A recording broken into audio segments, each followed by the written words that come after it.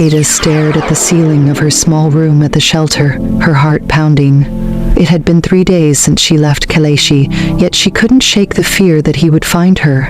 Each creak of the floorboards or knock at the door sent shivers down her spine. She sat up, gently rubbing her belly. "It's okay, my baby," she whispered. "We're safe here. No one can hurt us now."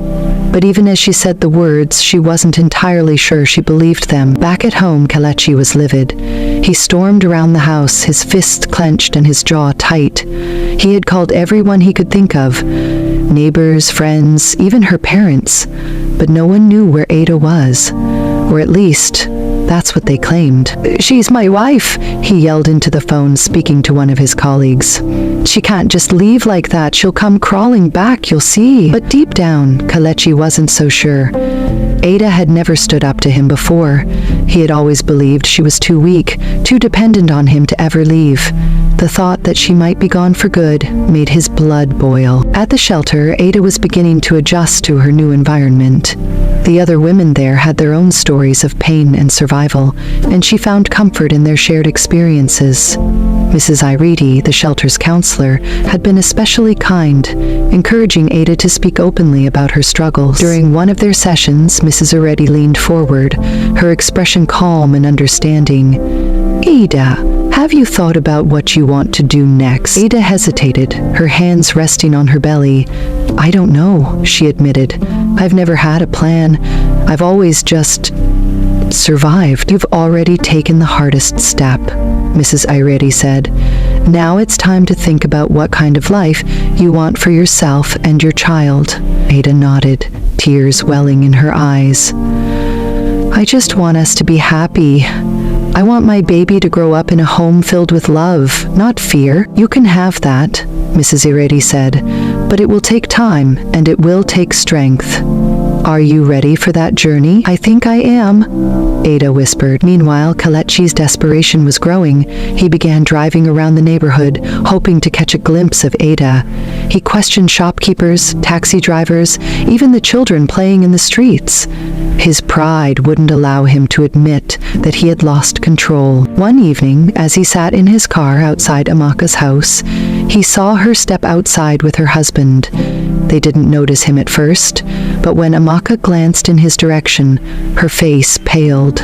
She quickly whispered something to her husband, and they hurried back inside. "Oh, they know something," Kelechi muttered to himself. "They've been helping her." His anger flared, but he decided to play it smart. He wouldn't confront them directly, not yet. Instead, he would watch and wait. At the shelter, Ada received a message from Amaka. "Kelechi was outside our house today. Be careful, Ada. He's looking for you." Ada's heart sank. She clutched her phone tightly, her mind racing. She had been so careful, but it seemed Kelechi's determination was stronger than she had anticipated. She quickly showed the message to Mrs. Ireti. "We need to be cautious," Mrs. Ireti said. "If he comes here, we have security protocols in place. You're safe, Ada." But Ada wasn't convinced. The thought of Kelechi finding her sent chills down her spine. She couldn't let him take her back, not after everything she had endured. That night, as she lay in bed, Ada felt the baby move. It was a strong, steady kick, as though her child was reminding her to keep going. She smiled faintly, placing her hand on her belly. "You're going to be okay," she whispered. "I'll protect you no matter what." But even as she said the words, she couldn't shake the feeling that her fight was far from over. Kelechi's obsession grew. He began spreading rumors, telling anyone who would listen that Ada had abandoned him. "She's an ungrateful woman," he told his friends. "After everything I've done for her, she just ran off." But his words didn't have the effect he had hoped. People began to question his story. Ada had always seemed quiet and kind, and Kelechi's temper was no secret. Whispers started to spread. What if Ada had left because she was afraid? Kelechi dismissed the rumors, but they only fueled his anger. He was determined to find Ada, not just to bring her back, but to reclaim his control. At the shelter, Ada began to find her strength. She attended counseling sessions, participated in group activities, and started to imagine a future free from fear. She even began working on a plan to support herself and her baby once they left the shelter. One day, as she was sitting in the garden, she felt a sense of peace she hadn't known in years. The sun was warm on her skin, and for the first time she allowed herself to dream. But her peace was short-lived. That evening, as the women gathered for dinner, one of the staff members entered the room, her face pale. "Ada?" she said quietly. "There's someone outside asking for you." Ada's heart stopped. She knew who it was before the woman even said his name. "It's Kelechi." The shelter's dining room fell silent as the staff member's words echoed through the air. Ada's stomach churned, and her hands instinctively went to her swollen belly. The other women glanced at her, their faces filled with concern. "It's Kelechi," the staff member repeated, her voice low. "He's outside demanding to speak with you." Ada felt a cold wave of fear wash over her. She had dreaded this moment, but now that it had arrived, she felt paralyzed. She turned to Mrs. Arity, who had been sitting with her moments earlier. "What do I do?" Ada whispered, her voice shaking. Mrs. Arity placed a comforting hand on her shoulder. "You stay right here," she said firmly. "This is a secure shelter. He cannot come inside without our permission." "But he's outside," Ada said, her breathing rapid. "He'll cause trouble. He won't leave." "Let me handle him," Mrs. Irity said. She gestured to another staff member. "Stay with Ada. Don't let her leave this room." As Mrs. Irety left the dining room, Ada felt the weight of everyone's eyes on her. She could hear her heartbeat pounding in her ears. What if Kelechi refused to leave? What if he found a way inside? She couldn't let him take her back. Not now. Not ever. At the front gate, Kelechi paced back and forth, his face twisted in anger. He banged on the iron bars, shouting loudly, "Aita, I know you're in there. Come out here and face me." Mrs. Irity approached the gate calmly, flanked by two male staff members for support. She kept her expression neutral as she addressed him. "Good evening, sir. Can I help you?"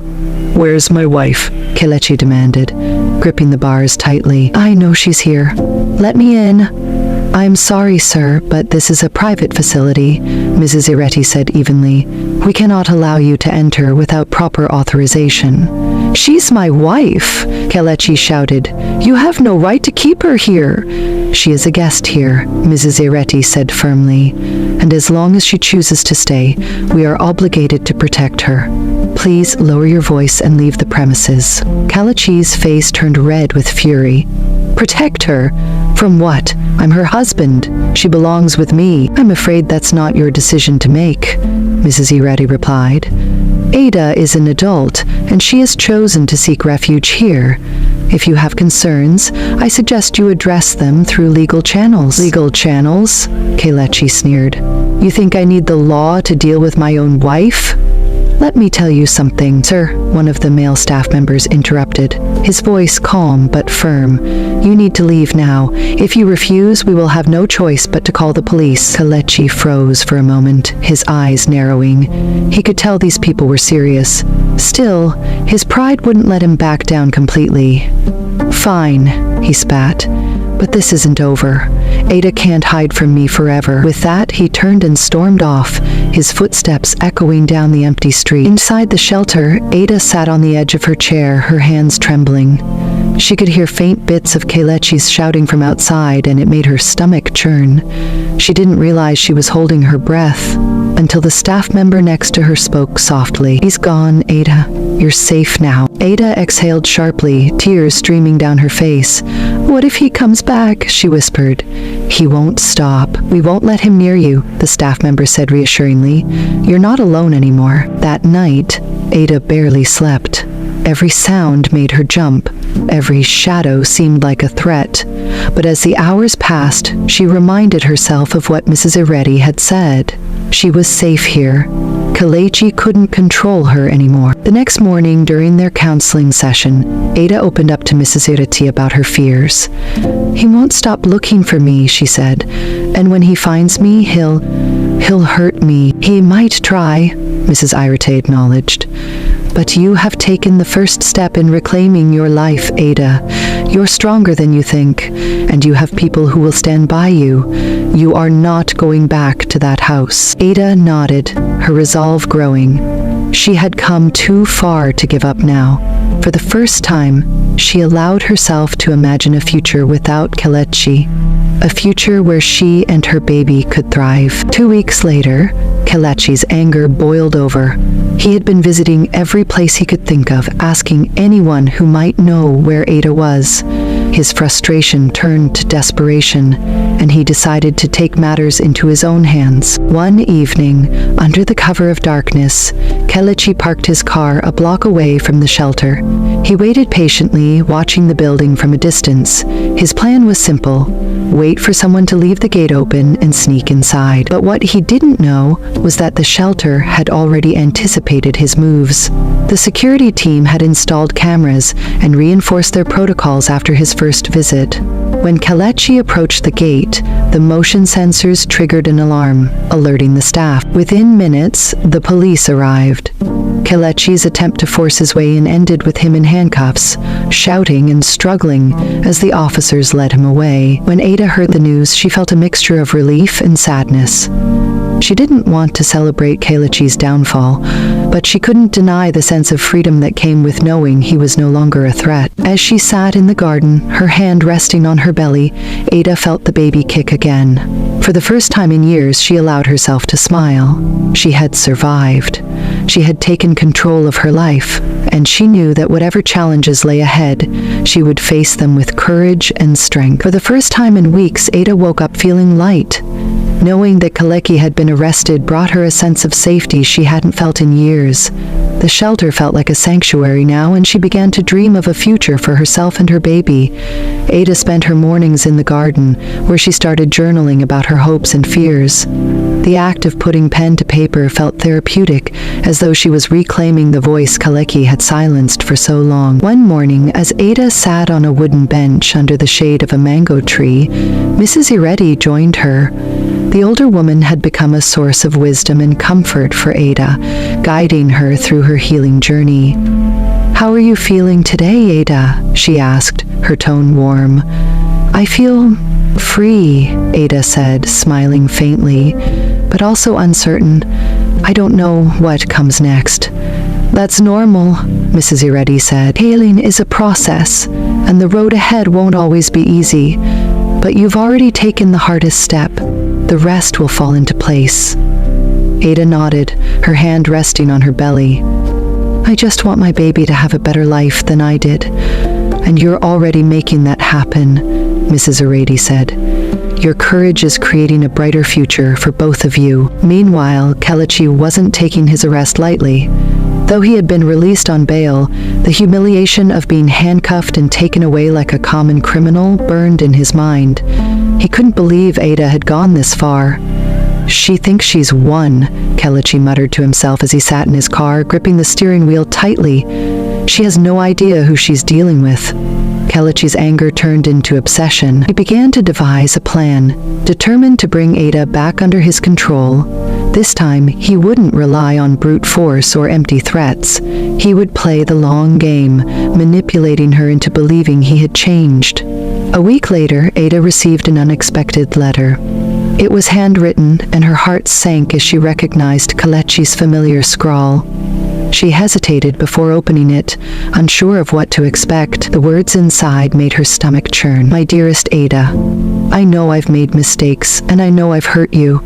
I can't begin to express how sorry I am for everything I've done. You didn't deserve the pain I caused, and I hate myself for driving you away. I've started counseling, Ada. I'm trying to change.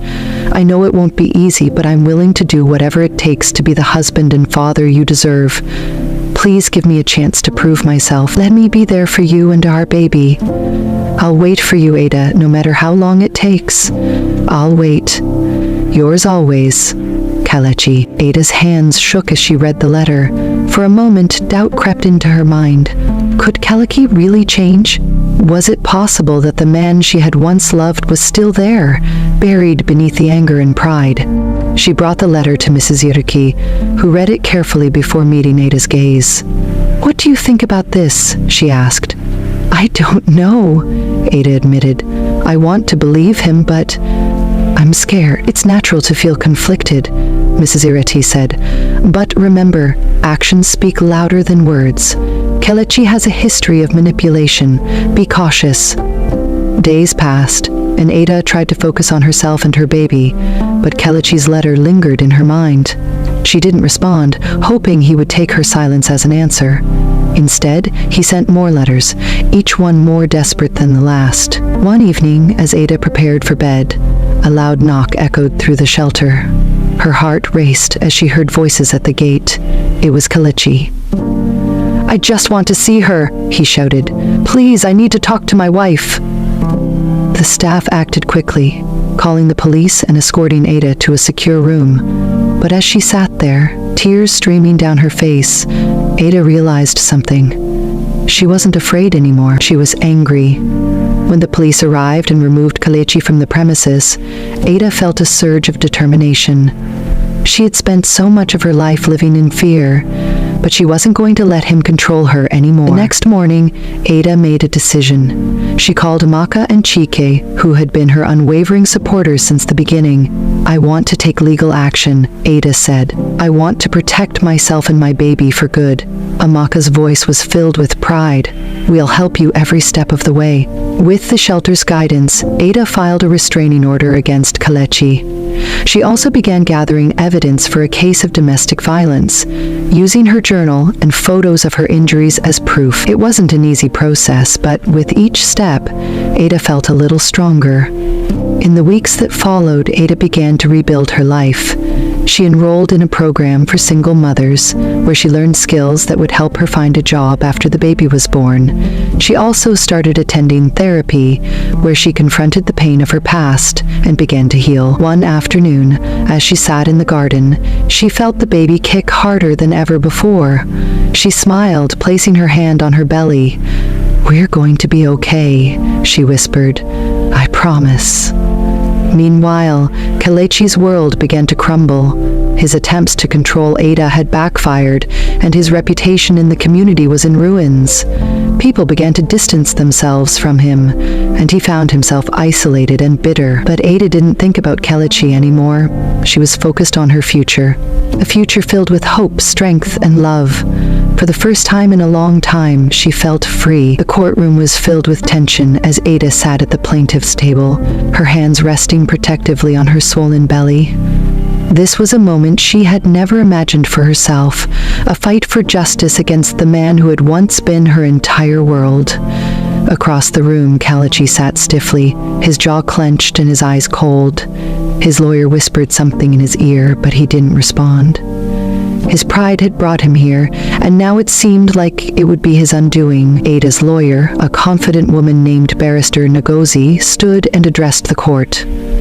"Your Honor, the evidence is clear. My client has endured years of abuse at the hands of her husband, Kelechi. She has the right to protection, restitution, and the means to care for herself and her unborn child." She presented Ada's journal, photos of her injuries, and statements from witnesses, including Amaka and Chike. The evidence painted a damning picture of Kelechi's behavior. The judge listened intently, his expression growing graver with each piece of evidence. When it was Kelechi's turn to speak, he stood and addressed the court with a defiant tone. "Your Honor, this is all exaggerated. Ada is just trying to ruin me. She left on her own. She wasn't forced." But Kelechi's words fell flat against the mountain of evidence. His lawyer struggled to refute the claims, and the judge's patience wore thin. After hours of deliberation, the judge delivered his verdict. "Based on the evidence presented, I find the defendant, Kelechi, guilty of domestic abuse and emotional cruelty. I am awarding the plaintiff, Ada, full ownership of the marital property and financial compensation for damages. Furthermore, a restraining order will be issued against the defendant." Ada felt tears streaming down her face as the judge's words sank in. She had won. She had finally broken free from Kelechi's grasp, and now she had the means to build a new life for herself and her child. Kelechi's face twisted in anger as he stood to leave. "This isn't over, Ada," he spat. "You'll regret this." But Ada didn't respond. She turned away from him, her heart filled with a mixture of relief and determination. She had fought for her freedom, and she wasn't going to let anyone take it away. A few weeks later, Ada stood in the living room of her new home, a modest but beautiful house she had purchased with the money awarded to her in court. It wasn't lavish, but it was hers. For the first time, she felt safe. Amaka and Chike visited often, helping her prepare for the arrival of her baby. They painted the nursery in soft pastel colors and filled it with baby clothes, toys, and a crib.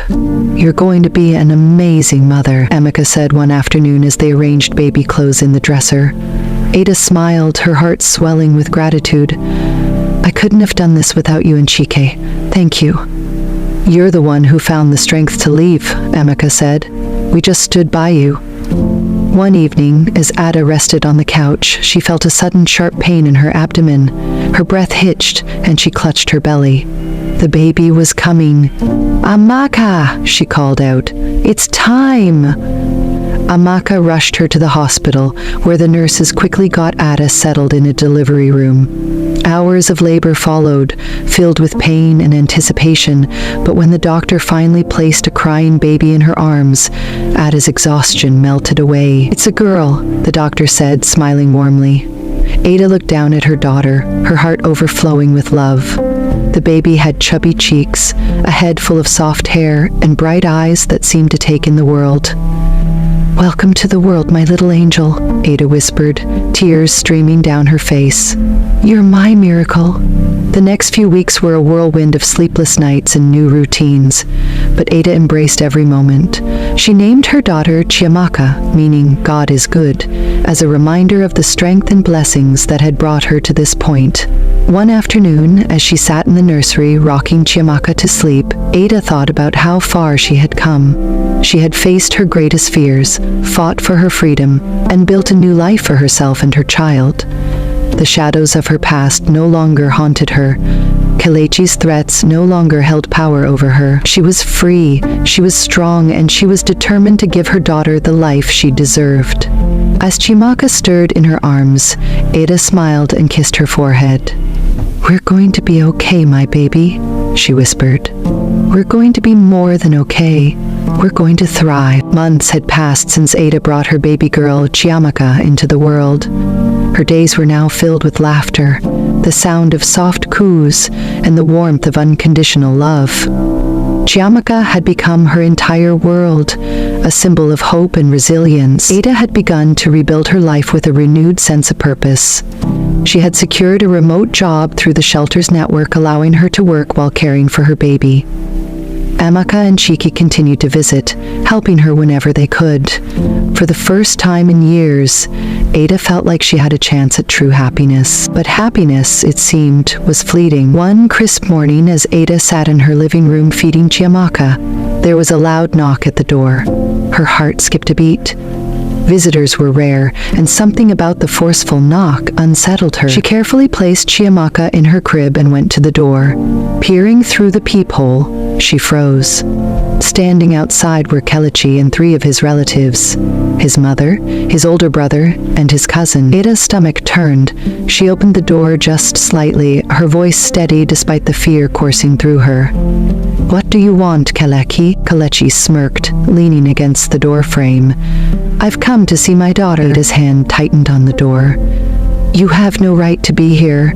The court granted me full custody. You're not allowed near us." His mother, Mama Kelechi, stepped forward, her voice sharp.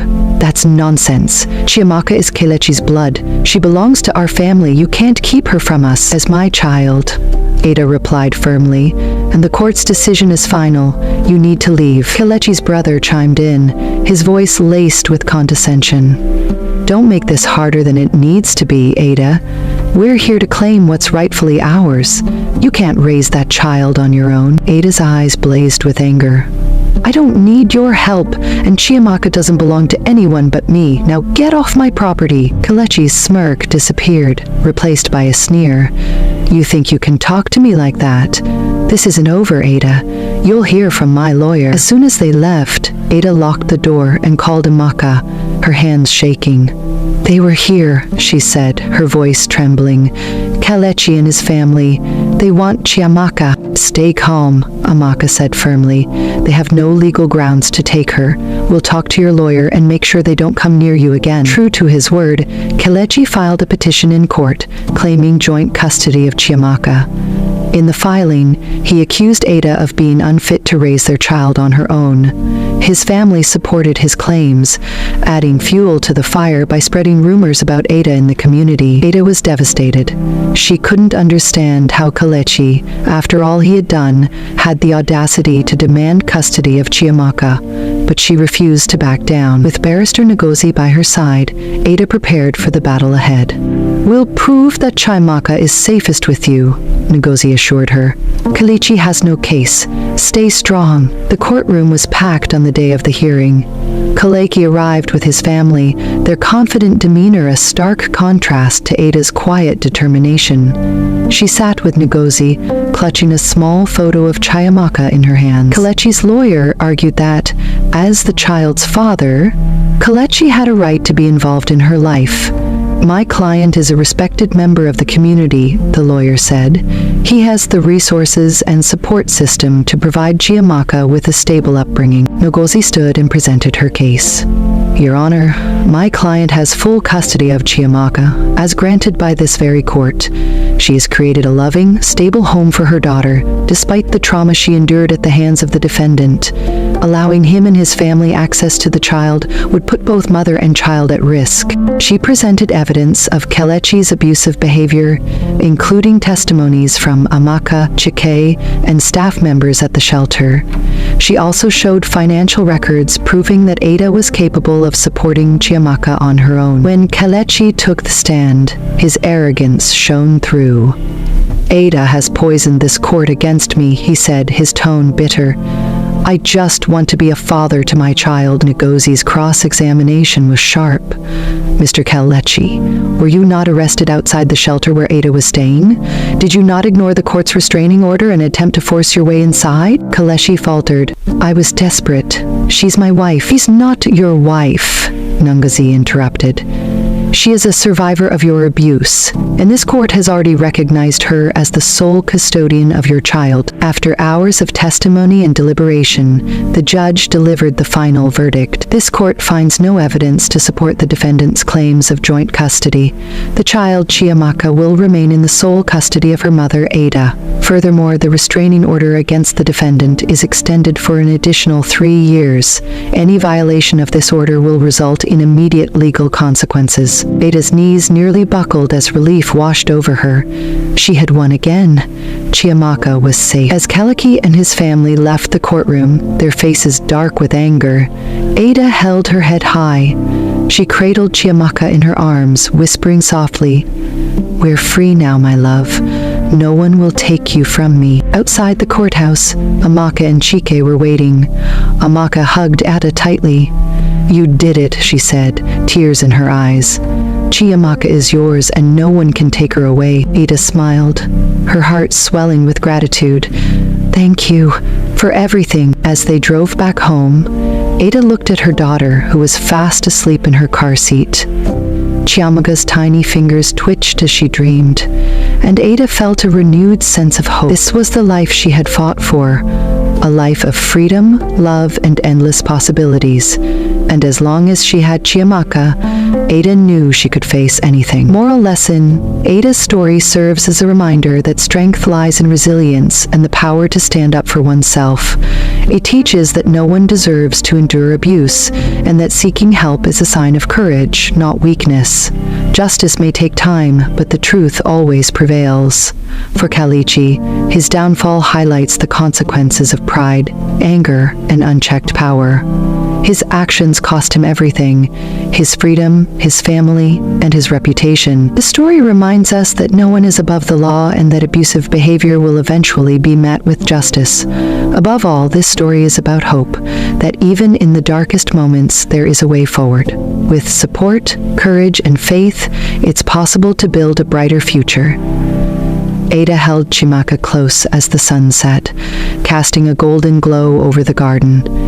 "We made it, my baby," she whispered. "This is just the beginning." And with that, Ada stepped into a new chapter of her life, determined to write it with love, strength, and peace.